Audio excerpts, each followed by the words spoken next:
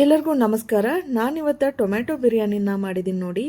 ಇದನ್ನು ಟೊಮ್ಯಾಟೊ ಬಿರಿಯಾನಿ ಆದರೂ ಅನ್ನಿ, ಇಲ್ಲ ಅಂದರೆ ಟೊಮ್ಯಾಟೊ ಪಲಾವ್ ಅಂತನಾದರೂ ಅನ್ಬೋದು ನೋಡಿ. ಇದನ್ನು ಮನೆಯೊಳಗೆ ಯಾರಾದರೂ ಗೆಸ್ಟ್ ಬಂದ್ರೆ ಈ ರೀತಿಯಾಗಿ ಪಲಾವನ್ನ ಮಾಡಿಕೊಡಿ, ಭಾಳ ಇಷ್ಟಪಟ್ಟು ತಿಂತಾರೆ ನೋಡಿ. ಮಕ್ಕಳು ಲಂಚ್ ಬಾಕ್ಸಿಗೂ ಆಗುತ್ತೆ, ಮಧ್ಯಾಹ್ನ ಊಟಕ್ಕೂ ಆಗುತ್ತೆ ನೋಡಿ. ಅಷ್ಟೇ ಮಸ್ತಾಗಿ ಸಿಂಪಲ್ಲಾಗಿ ಈಸಿಯಾಗಿ ಹೇಗೆ ಮಾಡೋದಂತ ಒಂದು ಸತಿ ವಿಡಿಯೋನ ಪೂರ್ತಿಯಾಗಿ ನೋಡಿ. ನೀವೇನಾದರೂ ನಮ್ಮ ಚಾನಲ್ನ ಸಬ್ಸ್ಕ್ರೈಬ್ ಆಗಿಲ್ಲ ಅಂದರೆ ಸಬ್ಸ್ಕ್ರೈಬ್ ಆಗಿ ಬೆಲ್ ಬಟನ್ ಮೇಲೆ ಕ್ಲಿಕ್ ಮಾಡಿ. ಮೊದಲಿಗೆ ನಾನಿಲ್ಲಿ ಕುಕ್ಕರ್ ಇಡ್ತಾ ಇದ್ದೀನಿ ನೋಡಿ ಒಲೆ ಮೇಲೆ. ಬಿರಿಯಾನಿಗೆ ಕಂಪಲ್ಸರಿಯಾಗಿ ತುಪ್ಪನ ಹಾಕಲೇಬೇಕು ನೋಡಿ, ಯಾಕಂದ್ರೆ ಅವಾಗಲೇ ಬಿರಿಯಾನಿ ಚಲೋ ಆಗ್ತೈತಿ. ಇವಾಗ ಒಂದು 2 ಸ್ಪೂನ್ ಆಗೋಷ್ಟು ತುಪ್ಪನ ಹಾಕ್ತಾಯಿದ್ದೀನಿ ನೋಡಿ. ಹಂಗೆ ಅದ್ರ ಜೊತೆ ಅಡುಗೆ ಎಣ್ಣೆನೂ ಸೇರಿಸ್ತಾ ಇದ್ದೀನಿ. ಇವಾಗ ಎಣ್ಣೆ ಎಲ್ಲ ಕಾದ್ಮೇಲೆ ನಾನಿಲ್ಲಿ ಶಾಯಿ ಜೀರಿಗೆನ ಹಾಕೋತಾ ಇದ್ದೀನಿ. ನಾರ್ಮಲ್ ಆಗಿರುವಂಥ ಜೀರಿಗೆ ಹಾಕ್ತೇವಲ್ರಿ, ಆ ಜೀರಿಗೆನ ಹಾಕ್ಕೊಂಡಿಲ್ಲ. ಶಾಯಿ ಜೀರಿಗೆ ಅಂತ ಸಿಗ್ತಾವೆ, ಆ ಜೀರಿಗೆನೇ ಹಾಕ್ಕೊಂಡಿದ್ದೀನಿ.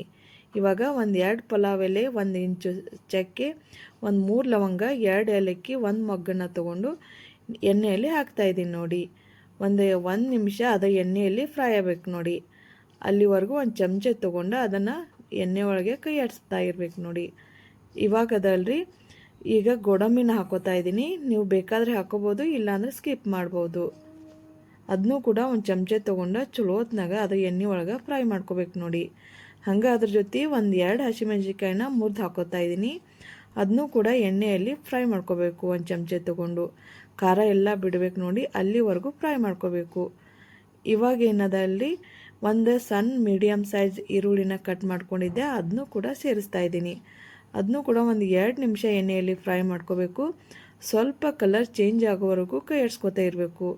ಇಲ್ಲಿ ನೋಡಿದ್ರೆ ಗೊತ್ತಾಗ್ತೈತೆ ನೋಡ್ರಿ, ಅಲ್ಲಿವರೆಗೂ ಕೈ ಆಡಿಸ್ತಾ ಇರಬೇಕು. ಹಂಗೆ ಅದ್ರ ಜೊತೆ ನಿಮ್ಗೆ ಏನೇನು ಇಷ್ಟ ಆಗ್ತೈತೆ ವೆಜಿಟೇಬಲ್ಸನ್ನ ಹಾಕ್ಬೋದು. ನಾನಿಲ್ಲಿ ಕ್ಯಾರೆಟ್ನ ಹಾಕ್ಕೊಂಡಿದ್ದೀನಿ. ಹಂಗೆ ಅದ್ರ ಜೊತೆ ಬೀನ್ಸ್ನು ಕೂಡ ಹಾಕೋತಾ ಇದ್ದೀನಿ. ನೀವು ಕಾಲಿಫ್ಲವರು ಇನ್ನೂ ನಿಮ್ಗೆ ಏನೇನು ಇಷ್ಟ ಆಗ್ತಾವ ಆ ಎಲ್ಲ ತರಕಾರಿನ ಹಾಕೋಬೋದು. ಇಲ್ಲಿ ನಾನು ಒಂದು ಬಟಾಟಿನ ನೀರಿನಲ್ಲಿ ಕಟ್ ಮಾಡಿ ನೆನೆಸಿಟ್ಕೊಂಡಿದ್ದೆ, ಯಾಕಂದ್ರೆ ಹಾಗೆ ಇಟ್ಟರೆ ಕಪ್ ಆಗ್ತಾವಂತೇಳಿ ನೀರಿನಲ್ಲಿ ನೆನೆಸಿಟ್ಕೊಂಡಿದ್ದೆ. ಅದನ್ನೂ ಕೂಡ ಇದರಲ್ಲಿ ಸೇರಿಸ್ತಾ ಇದ್ದೀನಿ ನೋಡಿ.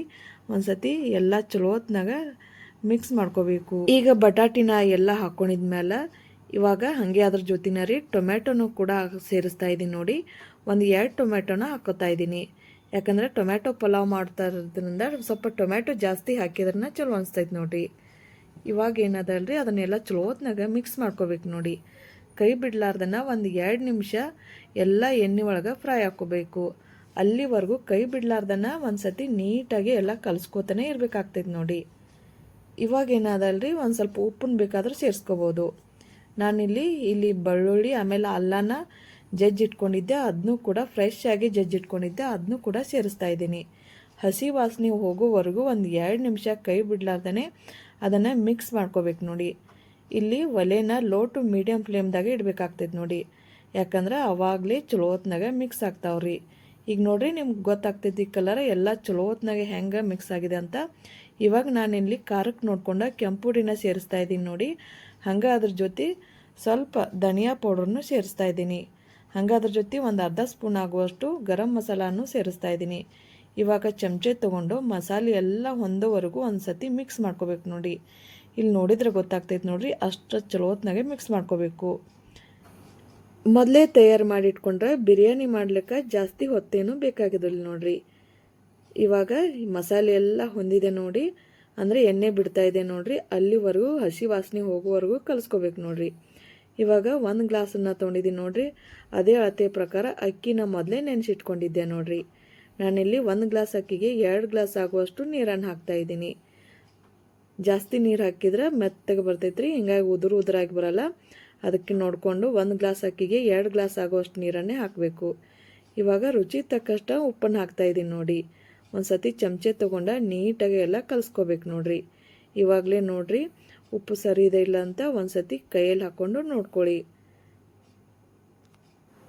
ಉಪ್ಪು ಏನಾದರೂ ಕಡಿಮೆ ಇದ್ರೆ ಈಗಲೇ ನೋಡ್ಕೊಂಡು ಮತ್ತೆ ರುಚಿ ತಕ್ಕಷ್ಟ ಉಪ್ಪನ್ನು ಸೇರಿಸ್ರಿ. ಇವಾಗ ರೆಡಿ ಆಗ್ತೈತೆ ನೋಡ್ರಿ. ಇದನ್ನೇನದಲ್ರಿ ನಾನಿಲ್ಲಿ ಅಕ್ಕಿ ಮೊದಲೇ ಒಂದು ಅರ್ಧ ಗಂಟೆ ನೆನೆಸಿಟ್ಕೊಂಡಿದ್ದೆ, ಆ ಅಕ್ಕಿನ ಇಲ್ಲಿ ಸೇರಿಸ್ತಾ ಇದ್ದೀನಿ ನೋಡಿ. ನಾನಿಲ್ಲಿ ನಾರ್ಮಲ್ ಆಗಿ ಬಳಸುವಂಥ ಅಕ್ಕಿನ ಹಾಕ್ಕೊಂಡಿದ್ದೀನಿ ನೋಡಿ. ಜೀರಾ ರೈಸ್ನ ಹಾಕೋತಾ ಇದ್ದೀನಿ ನೋಡಿ. ಇವಾಗ ಚಲೋ ಹೊತ್ನಾಗ ಎಲ್ಲನೂ ಒಂದು ಸತಿ ಕಲಿಸ್ಕೋಬೇಕು ನೋಡ್ರಿ. ಮಧ್ಯಾಹ್ನ ಹೊತ್ತಲ್ಲಿ ಅಡುಗೆ ಮಾಡೋಕ್ಕೆ ಬೇಜಾರಾದಾಗ ಈ ರೀತಿಯಾಗಿ ಒಂದು ಬಿರಿಯಾನಿನ ಮಾಡ್ಕೊಂಬಿಟ್ರಿ ಮನೆ ಮಂದಿ ಎಲ್ಲ ಭಾಳ ಇಷ್ಟಪಟ್ಟ ತಿಂತಾರ್ರಿ. ಇವಾಗ ನೋಡ್ರಿ ಬರೀ ಅರ್ಧ ಗಂಟೆ ಒಳಗೆ ಇದನ್ನು ಬಿರಿಯಾನಿನ ರೆಡಿ ಮಾಡ್ಬೋದು ನೋಡ್ರಿ. ನಾನಿಲ್ಲಿ ಕೊನೆಯದಾಗಿ ಕೊತ್ತಂಬರಿನ ಸೇರಿಸ್ತಾ ಇದ್ದೀನಿ. ಈಗ ಕುಕ್ಕರ್ ಮುಚ್ಚಳನ ಮುಚ್ತಾ ಇದ್ದೀನಿ. ಒಂದು 2 ವಿಜಿಲ್ ಹೊಡ್ಸ್ಕೊಂಡ್ರೆ ಸಾಕು ನೋಡ್ರಿ, ಬಿರಿಯಾನಿ ರೆಡಿ ಆಗ್ತೈತಿ.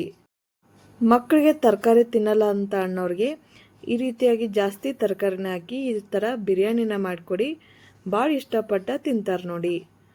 ಮಕ್ಕಳು ಸ್ಕೂಲ್ ಲಂಚ್ ಬಾಕ್ಸಿಗೂ ಆಗತ್ತಾ, ಮಧ್ಯಾಹ್ನ ಊಟಕ್ಕೂ ಆಗತ್ತಾ, ಇಲ್ಲಾಂದ್ರೆ ರಾತ್ರಿ ಊಟಕ್ಕೂ ಆಗತ್ತಾ ನೋಡಿ. ಈ ರೀತಿಯಾಗಿ ಚಲೋತ್ನಾಗ ಒಂದು ಸತಿ ಬಿರಿಯಾನಿ ಮನೆ ಒಳಗೆ ಮಾಡಿರಿ. ಮನೆ ಮಂದಿ ಎಲ್ಲ ಭಾಳ ಇಷ್ಟಪಟ್ಟು ತಿಂತಾರೆ ನೋಡಿ.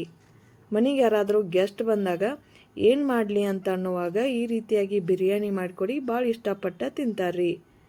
ನೀವು ಕೂಡ ವಿಡಿಯೋನ ನೋಡಿದ ಮೇಲೆ ತಪ್ಪದ ಒಂದು ಸತಿ ಮನೆಯೊಳಗೆ ಟ್ರೈ ಮಾಡಿ. ಹೇಗೆ ಬತ್ತಂತ ಕಾಮೆಂಟ್ ಮಾಡಿರಿ.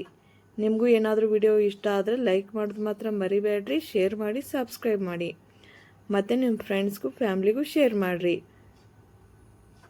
ಹೇಗೆ ಬಂತಂತ ಕಾಮೆಂಟ್ ಮಾಡಿರಿ.